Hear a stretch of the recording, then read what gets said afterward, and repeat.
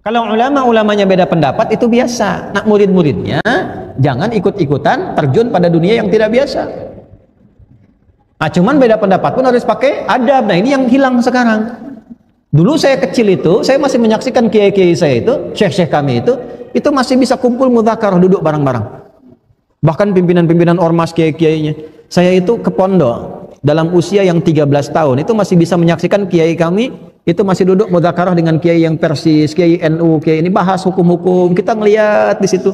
Dan hebatnya, walaupun berbeda pendapat, kencang dengan dalil di ruangan, itu saat ketemu bisa saling berpelukan.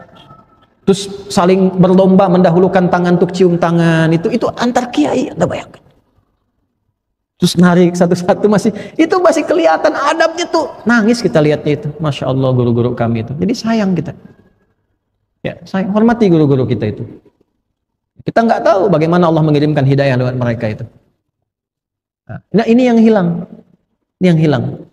Adab ini yang hilang. Baik dia alim, pengajar, ataupun muta'alim. Ya kalau gurunya sudah kehilangan adab, muridnya pasti lebih daripada itu. Nah, ya karena itu penting kita ngaji seperti ini supaya perbaikan pada diri kita ada dan kita terjaga dalam keadaan yang baik. Ya, hormati orang lain. Kalau tidak sepakat, tidak apa-apa, belajar. Kalau misal beda pendapat nih, oh ini guru ini mengatakan begini, beda dengan saya, cari ilmunya, datangi, tanya. Kalau dengan keterangan itu tidak sependapat, ya sudah, tidak usah mencela. Oh saya tetap pada yang semula saja, saya yakin dengan dalil yang ini. Selesai, antum selamat sampai situ. Tapi kalau antum berubah dari situ, nggak sepakat nih, tahu dari situ, tetap antum mempertahankan yang Anda, tapi mencela yang di situ. Nah itu bahaya. Yang lebih berbahaya, belum kenal, belum nanya, sudah cela. Nah itu gimana nanti tuh? Apalagi sekarang zaman media sosial, bikin status sedunia tahu. Nah ketika masalah antum selesai, masalah dengan orang sedunia belum selesai, gimana tuh menyelesaikannya? Ya, misalnya ada fitnah terhadap guru fulan. Setelah selesai, ternyata antum salah, antum minta maaf secara pribadi. Datang minta maaf, dimaafkan oleh guru fulan itu. Sekarang pertanyaannya, orang yang mendengar fitnah antum yang menyebar sedunia itu dan dia menuliskan hal yang tidak baik tentang guru itu karena tulisan antum, gimana meralatnya? Tidak mudah. Nah, inilah adab. Nah, jadi kalau kita mengagungkan ulama dengan ilmunya, menghormati ulama dengan ilmunya, tanpa berlebihan, tanpa harus mengkultuskan. Ulama pun jangan terlalu kegeeran. Datang ke majelis, nggak begitu caranya. Kalau nggak dikasih dahin nggak datang misalnya kan. Wala tamnun tastakthir, lihat amplop dulu yang undang siapa nih, gede apa enggak. Kalau amplopnya tebal, sahih nih. Tipis, dhaif. Tipis tapi banyak dari jamaahnya, sahih li ghairihi. Ada boleh, nanti ilmunya sebatas amplop itu. Amplopnya hilang ilmunya. Ya. Nah, jaga yang seperti itu sehingga tidak sibuk dalam hal-hal yang lain. Nah, kalau kita mulai ta'zim begitu, lalu kita ikuti polanya. Jangan ta'zim, berhenti, tidak ikuti. Kenapa jadi begitu? Nanti barulah Allah kirimkan cahaya. Nah, kalau udah melihat begitu, orang tua berdoa. Kakek itu boleh, Pak, doa untuk cucunya. Imam Syafi'i itu kan Syafi'i nama kakek ke atas. Muhammad, bapaknya Idris, Syafi'i itu kakek ke atasnya. Tapi alim, beliau selalu berdoa. Akhirnya yang dapat siapa? Cucunya, cucu ke bawahnya, cicit. Nah, boleh jadi sekarang kakek antum berdoa nih, jadi ayah nih, belum punya anak, berdoa kalau pengen punya anak begini. Mungkin nyampainya ke cucu generasi pertama, bisa. Nggak ada yang hilang dari doa, Bu. Nggak ada yang hilang. Ibu doa sekarang minta, ya Allah jadikan anak saya seperti Ustadz Fulan, solehnya demikian, ilmunya demikian. Boleh jadi satu di antara anak ada yang dapat. Kalau bukan anaknya, nyampe ke cucu, bisa begitu. Doa tuh begitu, nggak ada yang hilang dari doa sepanjang ikhlas. Nah, ini, jadi ulama tuh diikuti bukan hanya akhlaknya, bukan hanya ilmunya. Coba lihat jejaknya, bagaimana mendapatkan itu, tanya, mintakan, dan minta sama Allah. Nah ini yang kita dapatkan dari pelajaran hari ini ya. Nabi sallallahu alaihi wasallam qala man 'azzama al-'alima fa innama yu'azzimu Allah ta'ala.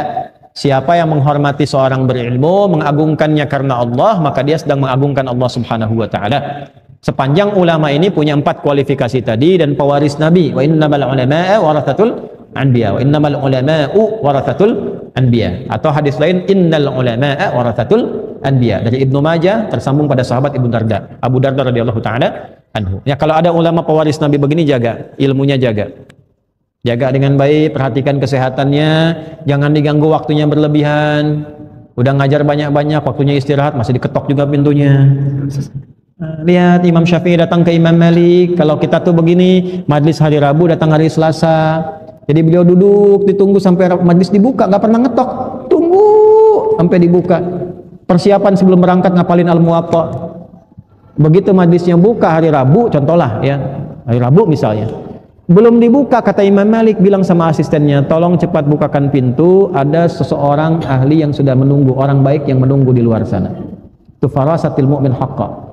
Firasat orang beriman aja, apalagi ulama, itu nyata. Kata Imam Malik, cepat buka, sudah ada yang lama nunggu di situ. Begitu dibuka, Imam Syafi'i begitu datang, apa yang kamu inginkan? Pengen belajar ini guru, kamu sudah punya apa? Saya hafal Al-Muwatta. Hafalin dulu karya gurunya. Coba bacakan, begitu dibaca. Nah, Imam Malik berkomen, ittaqillah, tingkatkanlah takwamu kepada Allah karena engkau akan jadi bintang di masa depan. Firasat guru. Takwalah kepada Allah karena akan jadi bintang di masa depan. Ini ulama-ulama itu luar biasa. Imam Abu Hanifah begitu melihat seorang dari muridnya, ya, ada dua nanti yang unggul, Abu Yusuf dengan Muhammad. Tiba-tiba yang satu ini pintar, punya bakat, tapi ibunya, karena ayahnya sudah meninggal, ibunya minta bantu dia jualan kue. Jualan, tapi karena senang ilmu mampir ke majlis Imam Abu Hanifah, dengar-dengar satu kali hilang. Imam Abu Hanifah penasaran, mana anak ini, dia kan pintar. Ditemui ibunya. Begitu ketemu ibunya, kata ibunya begini, kenapa anda sibukkan anak saya di majlis anda? Kalau dia nggak jualan kue, kami nggak bisa hidup, kata ibunya. Maka kata Imam Abu Hanifah, berapa yang kau hasilkan untuk anak anda ini, untuk di rumah anda dalam sebulan? Sekian, sudah, ini saya berikan untuk sebulan, anak anda biarkan ngaji dengan saya. Kenapa bisa begitu? Karena dia akan nanti menikmati kue dan gelas yang indah di samping raja. Benarkah demikian? Wallahu a'lam. Kemudian belajarlah dengan Imam Abu Hanifah. Setelah dewasa, Imam Abu Hanifah meninggal, jadi mufti besar. Ternyata satu saat beliau jadi penasehat raja, duduk di samping raja, dihidangkan kue yang sangat nikmat dan gelas minuman yang pernah disampaikan Imam Abu Hanifah di masa lalu. Maka ketika itulah menangis imam besar ini, dan ketika ditanya kenapa? Karena guru saya pernah mengatakan dulu, saya akan duduk dalam suasana ini, dihidangkan kue dan ada minuman yang sangat indah.